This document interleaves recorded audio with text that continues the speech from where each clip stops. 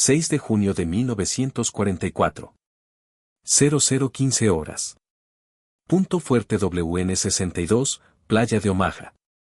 El soldado Henrik Savorlo limpiaba con cuidado el cañón de su ametralladora MG-42 en el búnker de hormigón que dominaba el Canal de la Mancha. En su bolsillo llevaba una carta de su novia en Metzingen, prometiéndole esperarle hasta el victorioso final de la guerra.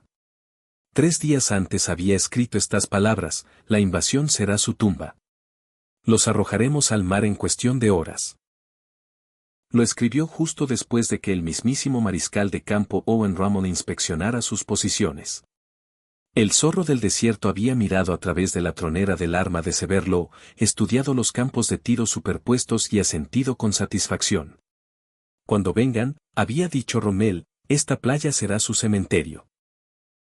12 horas después, este mismo joven sería encontrado llorando desconsoladamente en su búnker, rodeado de 13.500 casquillos vacíos, con el cañón de su arma deformado por el calor, contemplando una fuerza de invasión tan inmensa que su mente simplemente se negaría a procesar lo que sus ojos estaban viendo. Antes de seguir, si te gusta la historia militar, suscríbete y dale a la campanita. Es totalmente gratis y así no te perderás nada, ya que subo contenido todos los días. Déjame saber en los comentarios si hay alguna batalla concreta que te gustaría que explorásemos en próximos vídeos. Y ahora, continuemos. Aunque Severlo afirmaría más tarde haber causado entre 1.000 y 2.000 bajas, los historiadores consideran esto imposible dado que el total de bajas estadounidenses en la playa de Omaha, por todas las causas, fue de aproximadamente 2.400. Las matemáticas de la derrota alemana estaban a punto de escribirse no en evaluaciones estratégicas ni informes de inteligencia, sino en los testimonios conmocionados de soldados que presenciarían la mayor invasión anfibia de la historia humana desde el lado equivocado de la mira. El muro atlántico se extendía 2.400 kilómetros desde Noruega hasta la frontera española, lo que la propaganda alemana llamaba la línea defensiva más formidable de la historia militar. A lo largo de la costa de Normandía, 58 divisiones de diversa calidad ocupaban posiciones que habían consumido 17 millones de metros cúbicos de hormigón y 1.200.000 toneladas de acero. El propio Hitler lo había declarado inexpugnable. Los preparativos defensivos solo en la playa de Omaha parecían justificar tal confianza. Según los registros del Centro de Historia Militar del Ejército de Estados Unidos, los alemanes habían construido 8 búnkeres de hormigón, 35 casamatas, 4 posiciones de artillería, 18 posiciones de cañones antitanque, 45 emplazamientos de lanzacohetes, 85 nidos de ametralladoras y 6 fosos de mortero. La playa misma había sido convertida en un campo de exterminio.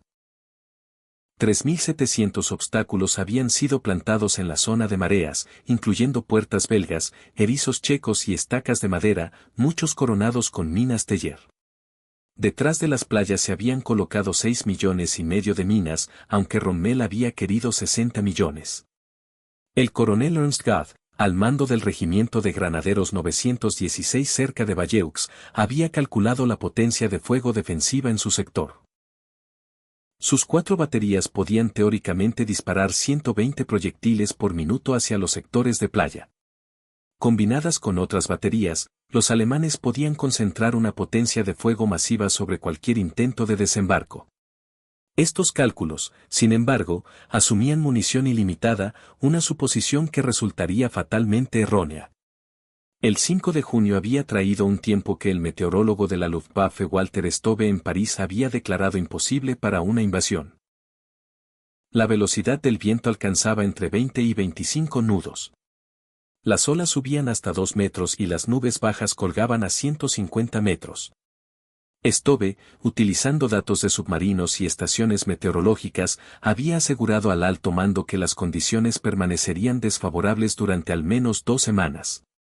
Basándose en este pronóstico, muchos oficiales superiores habían abandonado sus puestos. El propio Rommel había partido hacia Alemania el 5 de junio para celebrar el cumpleaños de su esposa, llevando consigo un par de zapatos de ante gris que había comprado en París. El general Friedrich Dollmann, al mando del Séptimo Ejército, había ordenado a los comandantes de división asistir a unos juegos de guerra en Rennes. Incluso las patrullas navales que normalmente barrían el canal habían sido canceladas debido al mar agitado. Esta confianza meteorológica resultaría ser el primer error de cálculo alemán. Sin que Stobe lo supiera, los aliados poseían estaciones meteorológicas en Groenlandia y vuelos de reconocimiento sobre el Atlántico que detectaron una breve pausa en la tormenta. Una ventana de 36 horas que el capitán de grupo James Stagg había identificado y que Eisenhower había aprovechado. A las 23:15 horas del 5 de junio, las estaciones de radar a lo largo de la costa normanda comenzaron a detectar actividad inusual. Los equipos de radar Freya y Würzburg captaron formaciones aéreas masivas aproximándose desde el norte. Los operadores, sin embargo, ya habían visto esto antes, incursiones de distracción aliadas diseñadas para mantener a las fuerzas alemanas en alerta. A las 00:30 horas del 6 de junio, comenzaron a llegar informes que desafiaban todas las suposiciones. Paracaidistas Fallschirmjäger estaban aterrizando por toda Normandía. Pero los informes no tenían sentido. Algunas unidades reportaban paracaidistas al este, otras al oeste. Algunos afirmaban que eran británicos, otros que americanos. Paracaidistas falsos con petardos adheridos, parte de las operaciones Titanic y Rupert, añadían confusión al caos. El mayor Hans von Locke, al mando del Regimiento 125 de Granaderos Panzer de la División 21 Panzer, fue uno de los primeros en captar la gravedad de la situación. Despertado por informes de paracaidistas aterrizando cerca de sus posiciones, solicitó inmediatamente permiso para atacar. La respuesta del cuartel general de la división fue tajante: no se mueva hasta que la situación se clarifique. Von Locke escribiría más tarde en sus memorias, tituladas Comandante Panzer: supe en ese momento que estábamos perdidos. Los paracaidistas claramente estaban marcando los flancos para un desembarco. Cada minuto que esperábamos les daba tiempo para consolidarse. Sin embargo, permanecíamos paralizados por nuestra propia estructura de mando. 6 de junio de 1944, 5:30 horas. Cuando la primera luz grisácea comenzó a iluminar el canal, los observadores alemanes en posiciones avanzadas empezaron a informar de algo para lo que su entrenamiento nunca les había preparado. Lo que es seguro es que los observadores alemanes a lo largo de toda la costa de Normandía presenciaron, de horizonte a horizonte, un mar cubierto de embarcaciones. No docenas, no cientos, sino miles. Barcos de todos los tamaños y descripciones, desde acorazados masivos hasta diminutas lanchas de desembarco, extendiéndose por el canal como una alfombra gris. La flota de invasión consistía en 6.939 embarcaciones, según los registros oficiales aliados. 1.213 buques de guerra, 4.126 lanchas de desembarco, 736 embarcaciones auxiliares y 864 buques mercantes. Era la mayor armada naval jamás reunida en la historia de la humanidad. Para los defensores alemanes, criados con propaganda sobre la debilidad y división aliada, la visión fue psicológicamente devastadora. El teniente primero Bonhard Fröken, oficial de artillería en WN-62 que moriría ese mismo día, supuestamente dijo a sus hombres que estaban presenciando cómo el mundo entero llegaba a su puerta. A las 5:35 horas comenzó el bombardeo naval. Nada en la experiencia de los defensores alemanes, ni el frente oriental, ni los más intensos bombardeos de la RAF, les había preparado para lo que siguió. Solo el acorazado USS Texas disparó 255 proyectiles de 14 pulgadas contra Pointe Duoc en 34 minutos, según los registros del Mando de Historia y Patrimonio Naval. El HMAS Warspad, el primer barco en abrir fuego el día de aproximadamente a las 5 de la mañana, dispararía más de 315 proyectiles en los primeros 2 días, incluyendo 96 rondas contra posiciones alemanas el 9 de junio. El bombardeo acumulado de la fuerza naval superaba cualquier cosa que la Wehrmacht tuviera encontrado previamente. Según testimonios de veteranos alemanes recogidos por los archivos federales alemanes, los búnkeres de hormigón diseñados para resistir cualquier bombardeo se agrietaban bajo el fuego naval. Hombres eran enterrados vivos, desenterrados y vueltos a enterrar mientras los proyectiles seguían cayendo. El impacto psicológico fue tan devastador como la destrucción física. Esas fortificaciones en las que habían depositado absoluta confianza se desmoronaban como castillos de arena. Mientras el bombardeo naval continuaba, la respuesta de la Luftwaffe reveló la verdadera desesperación de la posición alemana. El teniente coronel Joseph Pips Priller, al mando del Jagdgeschwader 26, recibió órdenes de atacar la flota de invasión con toda su fuerza. Su respuesta, registrada en el diario de guerra del ala, fue lapidaria: ¿qué fuerza? Tengo 2 aviones. La Luftwaffe, que había prometido superioridad aérea sobre cualquier invasión, solo pudo realizar 319 salidas el día de contra 14.674 salidas aliadas. Según los registros de la Oficina de Inteligencia Naval de Estados Unidos, Priller y su compañero de ala, el suboficial Heinz Wodarczyk, realizaron el único ataque de la Luftwaffe sobre las playas durante la mañana del 6 de junio, ametrallando la playa Sword una vez en sus cazas FW-190A8 antes de huir de la abrumadora cobertura de cazas aliados.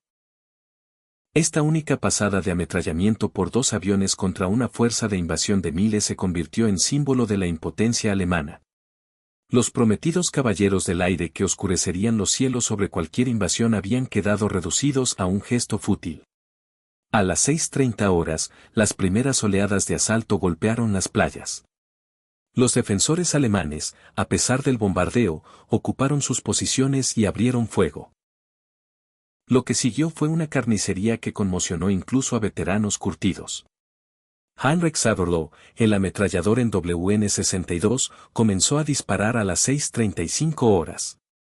Su posición, una de las pocas no dañadas por el bombardeo, dominaba campos de tiro perfecto sobre la playa de Omaha. En sus memorias del año 2000, WN-62, Recuerdos de la playa de Omaha, declaró haber disparado 13.500 rondas durante 9 horas. Aunque Saberloh afirmó haber causado bajas masivas, los historiadores militares señalan que su posición, aunque letal, fue uno de muchos factores en las bajas de Omaha, y los números específicos no pueden verificarse. Lo que es seguro es que su MG-42, disparando a un ritmo de 1.200 rondas por minuto en ráfagas cortas, contribuyó significativamente a lo que se conocería como la sangrienta Omaha. Los defensores alemanes comenzaron a experimentar lo que los historiadores militares llamarían más tarde shock material, el colapso mental causado por enfrentarse a una fuerza abrumadora.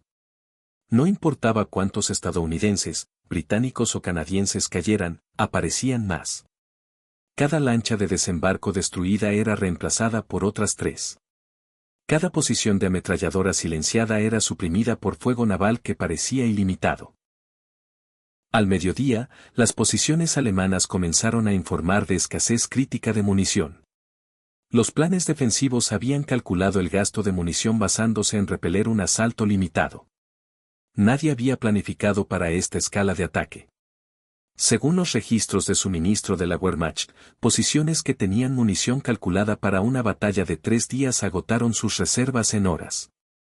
Las baterías de artillería, la columna vertebral de la defensa, enfrentaron crisis similares. Las reservas de munición cuidadosamente guardadas desaparecieron bajo la intensidad del combate. Los intentos de traer reservas fallaron. Cada carretera estaba bajo constante ataque de cazabombarderos aliados. El contraste con la potencia de fuego aliada era brutal. Los observadores alemanes notaron que los destructores estadounidenses disparaban cientos de proyectiles contra objetivos individuales, mientras que la artillería alemana estaba racionada a 4 proyectiles por cañón al día para la tarde del día D. La reserva blindada alemana, la fuerza que Rommel había insistido debía derrotar cualquier invasión en las playas, permaneció paralizada durante las horas críticas de la mañana. La División 21 Panzer, la única unidad blindada cerca de las playas, no recibió órdenes de atacar hasta las 10 de la mañana, 4 horas después del inicio de los desembarcos. Cuando la División 21 Panzer finalmente atacó a las 16:20 horas, avanzaron entre las zonas de aterrizaje aerotransportadas británicas hacia la costa. Según los registros de la división, alcanzaron la orilla entre Lyon-sur-Mer y Luc-sur-Mer alrededor de las 19 horas. La única unidad blindada alemana en alcanzar la costa el día D. Sin embargo, a las 21 horas, presenciaron la llegada de la Operación Mayar, 250 planeadores trayendo refuerzos a la Sexta División Aerotransportada Británica. Interpretando esta masiva armada aérea como una amenaza a sus flancos, se retiraron. La división perdió 54 tanques y vehículos blindados el día D, aproximadamente el 25% de su fuerza en un solo día. El contraataque también encontró blindados aliados especializados que nunca habían visto. Los artilugios de Hobart, tanques modificados con mayales para despejar minas, lanzallamas y equipos de tender puentes, parecían pertenecer a una era de guerra completamente diferente. A lo largo del día D, las unidades alemanas enfrentaron una amenaza que nunca habían encontrado a esta escala, fuerzas aerotransportadas masivas operando detrás de sus líneas. La Sexta División Aerotransportada Británica y las divisiones 82 y 101 aerotransportadas estadounidenses crearon un caos que multiplicaba su fuerza real. El coronel Friedrich von der Eite, uno de los comandantes paracaidistas más experimentados de Alemania sirviendo con el Sexto Regimiento de Paracaidistas, estaba en Normandía durante la invasión. Su evaluación profesional, registrada en entrevistas de posguerra, fue demoledora. La operación aerotransportada aliada fue todo lo que las nuestras nunca habían sido. Masiva, coordinada y abastecida. Nosotros lanzábamos batallones. Ellos lanzaban divisiones. Nosotros éramos abastecidos por aviones individuales. Ellos tenían corrientes interminables de planeadores y aviones de transporte. El impacto psicológico de paracaidistas apareciendo por todas partes paralizó las respuestas alemanas. Las unidades se negaban a moverse, temiendo emboscadas. Otras disparaban a sombras, a veces a sus propios hombres. La confusión multiplicó exponencialmente los problemas alemanes. A medida que avanzaba el día D, el mando y control alemán se desintegró. Los aviones aliados destruyeron sistemáticamente las líneas de comunicación. La resistencia francesa, activada por mensajes codificados de la BBC, cortó cables telefónicos y destruyó estaciones de retransmisión.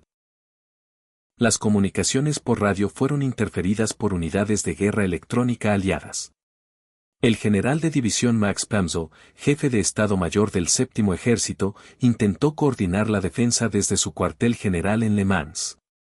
Su diario de guerra registra una frustración creciente mientras el contacto con las unidades de primera línea desaparecía. Al mediodía, divisiones enteras habían desaparecido de la red de comunicaciones. Los comandantes de unidades individuales tomaban decisiones aislados, sin conocimiento del panorama general. Cuando cayó la oscuridad el 6 de junio, los defensores alemanes supervivientes evaluaron su situación. El inexpugnable muro atlántico había sido violado en múltiples puntos. La Luftwaffe había dejado esencialmente de existir sobre Normandía. La Kriegsmarine había logrado hundir un destructor, el USS Corry, mientras perdía 15 lanchas torpederas y numerosas embarcaciones menores. El general de división Wilhelm Rector, al mando de la división 716 que había soportado el peso del asalto británico, informó al cuartel general del Séptimo Ejército, fuerza de combate de la división, 35%. Todos los puntos fuertes costeros perdidos. Artillería, 90% destruida. Enemigo avanzando tierra adentro. Las estadísticas contaban una historia de fracaso táctico completo a pesar de actos individuales de heroísmo.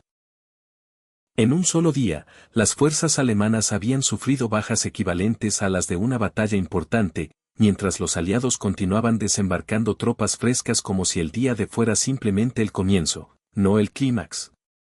Durante la noche del 6 al 7 de junio, las unidades alemanas intentaron reagruparse y contraatacar. Estos esfuerzos revelaron la plena extensión de la superioridad aliada. Cada movimiento alemán era detectado por radar, iluminado por bengalas y destruido por artillería o fuego naval. Los granaderos Panzer de Hans von Locke, finalmente liberados para contraatacar, avanzaron hacia la playa Sword en la oscuridad. Según sus memorias, fueron inmediatamente iluminados por bengalas de paracaídas y sometidos a fuego devastador desde destructores en alta mar. Era como de día. Cada vehículo, cada soldado era visible. Los proyectiles venían del mar con perfecta precisión. Perdimos la mitad de nuestra fuerza sin ver a un solo soldado enemigo. Mientras tanto, los refuerzos aliados continuaban desembarcando. Los puertos artificiales Mulberry ya estaban siendo ensamblados. Los barcos de suministro anclaban en filas organizadas. La invasión no solo estaba teniendo éxito, se estaba transformando en una presencia permanente. Cuando los refuerzos alemanes intentaban alcanzar Normandía, encontraban una interdicción completa del movimiento. Cada carretera, ferrocarril y puente estaba bajo ataque constante. Según los registros de transporte de la Wehrmacht, unidades que deberían haber llegado al frente en un día tardaron hasta 2 semanas. La segunda división Panzer de las SS, Das Reich, estacionada cerca de Toulouse, tardó 17 días en alcanzar Normandía, un viaje que debería haber tomado 3. Llegaron habiendo perdido el 30% de sus vehículos por ataques aéreos sin haber disparado un solo tiro contra fuerzas terrestres. El impacto psicológico fue devastador. Si ni siquiera podían alcanzar el campo de batalla intactos, ¿cómo podían esperar influir en él? Mientras tanto, la logística aliada operaba con eficiencia asombrosa.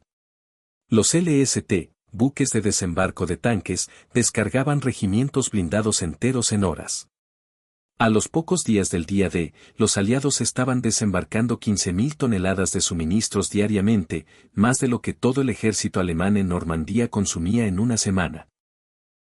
Para el 12 de junio, las fuerzas alemanas en Normandía se aproximaban al colapso psicológico. Habían perdido 26.000 hombres entre muertos, heridos y desaparecidos, aproximadamente el equivalente a 2 divisiones completas. Los reemplazos eran mínimos. Mientras tanto, la fuerza aliada crecía cada hora.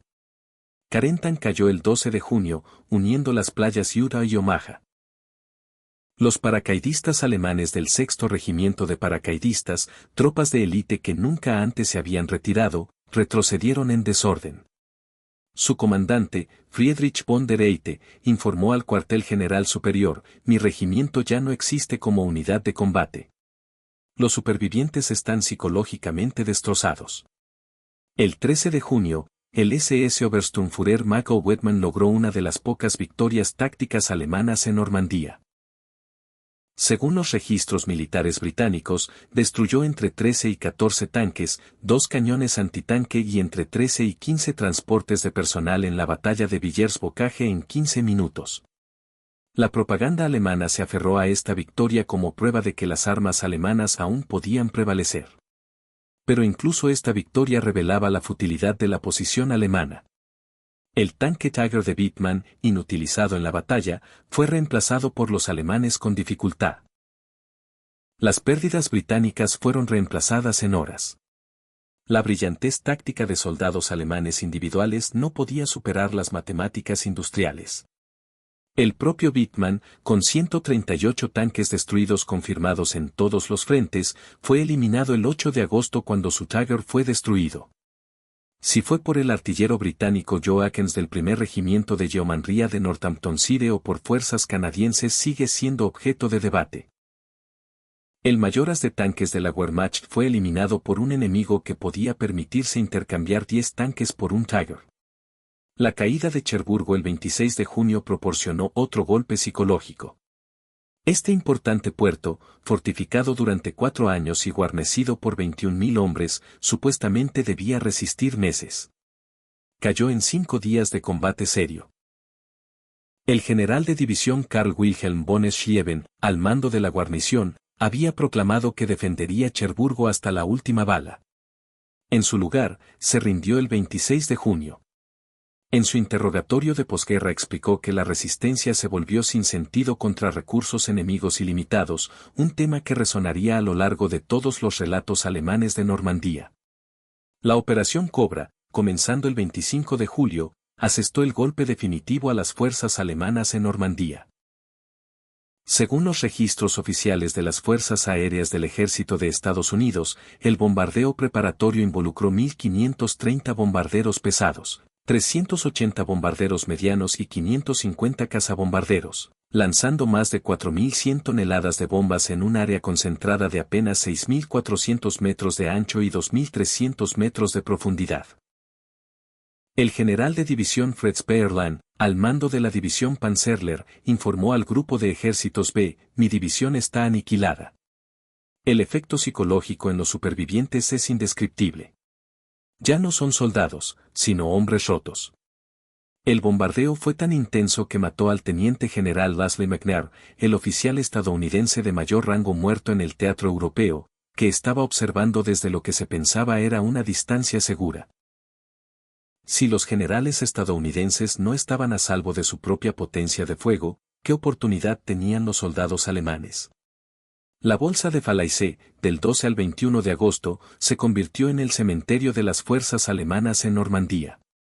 Según los informes de inteligencia aliados confirmados por registros alemanes de posguerra, aproximadamente 10.000 alemanes murieron en la bolsa y 50.000 fueron capturados. Más de 300 tanques y vehículos blindados fueron destruidos junto con 2.500 vehículos adicionales.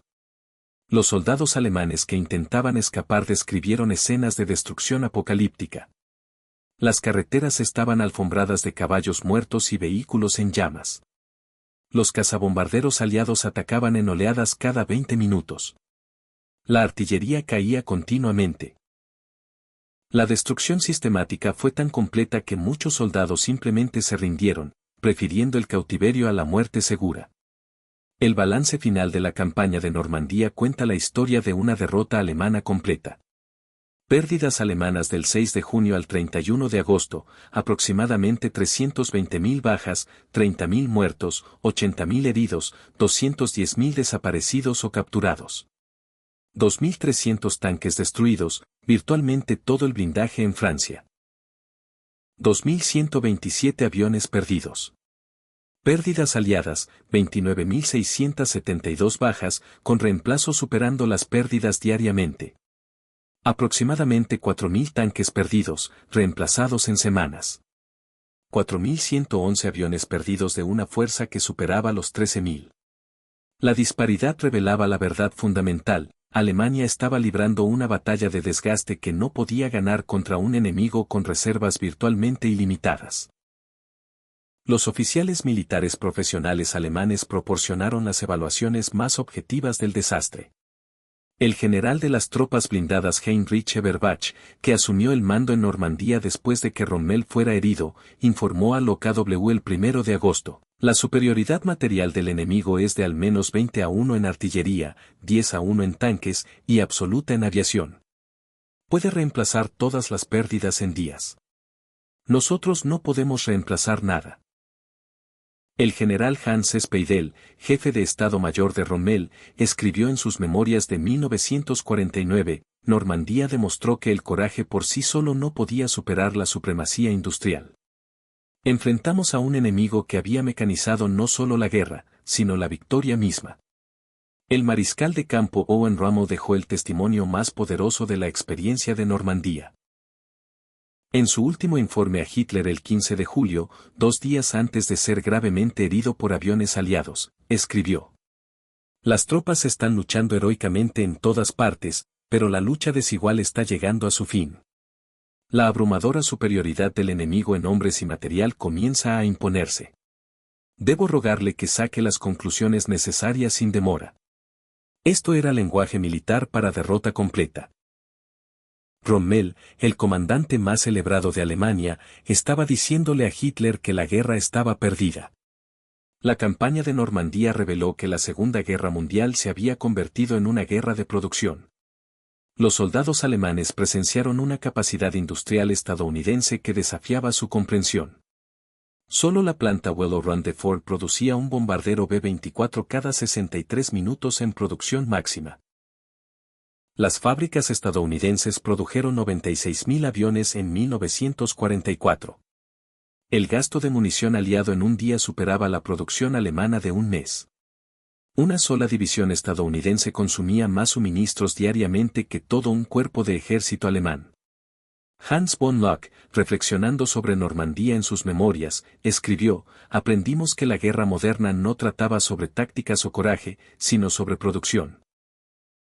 Los estadounidenses habían convertido la guerra en un proceso industrial. Fabricaban la victoria en cadenas de montaje. Los soldados alemanes que sobrevivieron a Normandía fueron psicológicamente transformados. Habían presenciado la completa invalidación de todo lo que les habían enseñado sobre la guerra, la superioridad racial y el destino nacional. Heinrich Severloh, el ametrallador de WN-62, pasó el resto de su vida atormentado por su experiencia del día D. En sus memorias, escribió sobre encuentros con veteranos estadounidenses del día D, todos nos dimos cuenta de que habíamos sido hombres jóvenes arrojados a un matadero industrial. Mis 13.500 rondas no significaron nada contra sus reemplazos ilimitados. Friedrich von der Eite, el comandante paracaidista, se convirtió en profesor de Derecho Internacional después de la guerra. Escribió, Normandía nos enseñó que la era de los héroes guerreros había terminado. La guerra se había convertido en una cuestión de capacidad industrial, y habíamos desafiado a la mayor potencia industrial del mundo con caballos y sueños obsoletos. El día D, desde la perspectiva alemana, no fue simplemente una derrota militar. Fue un colapso ideológico y psicológico completo. Soldados que habían conquistado la mayor parte de Europa descubrieron que todo lo que creían sobre sus enemigos, su causa y sus capacidades era catastróficamente erróneo. Habían esperado enfrentarse a democracias débiles y divididas. En su lugar, encontraron una alianza que había transformado la guerra en un proceso industrial de eficiencia abrumadora. Presenciaron el arsenal de la democracia en acción, barcos, aviones, tanques y suministros ilimitados fluyendo desde fábricas cuya capacidad superaba la comprensión alemana. Los defensores alemanes de Normandía aprendieron que la guerra moderna se ganaba no en los campos de batalla, sino en las fábricas. No por los soldados más valientes, sino por las sociedades más productivas. Descubrieron que los aliados occidentales habían revolucionado la guerra, convirtiéndola en una ecuación matemática donde las estadísticas de producción importaban más que la brillantez táctica. Heinrich Severloh comenzó el 6 de junio creyendo que la invasión sería rechazada en horas. Lo terminó rodeado de miles de casquillos vacíos, contemplando oleadas interminables de refuerzos aliados desembarcando en la playa que su posición supuestamente debía controlar. Su experiencia encarnaba la tragedia alemana más amplia en Normandía, el éxito táctico ahogado en la imposibilidad estratégica. Las playas de Normandía se convirtieron no solo en un campo de batalla, sino en una revelación. Los soldados alemanes presenciaron el futuro de la guerra, y pertenecía a las sociedades que podían producir más material y aplicarlo más eficientemente. Ellos habían traído coraje, entrenamiento y determinación a la batalla. Los aliados trajeron producción industrial ilimitada. Al intentar contener la invasión aliada, los defensores alemanes bien podrían haber estado intentando contener la marea misma. Dispararon hasta que sus cañones se fundieron, lucharon hasta que se agotó su munición, y contemplaron cómo los aliados simplemente traían más de todo. Las matemáticas de la guerra moderna habían vuelto irrelevante su coraje. Los soldados alemanes que enfrentaron el día D aprendieron la lección más dura de la historia. En la era de la guerra industrial, las naciones que no podían igualar la producción de su enemigo estaban condenadas a la derrota, independientemente de la habilidad o el sacrificio de sus soldados. Comenzaron el 6 de junio como guerreros del Tercer Reich y lo terminaron como testigos del arsenal de la democracia en toda su terrorífica eficiencia. Su derrota no fue solo militar, sino total.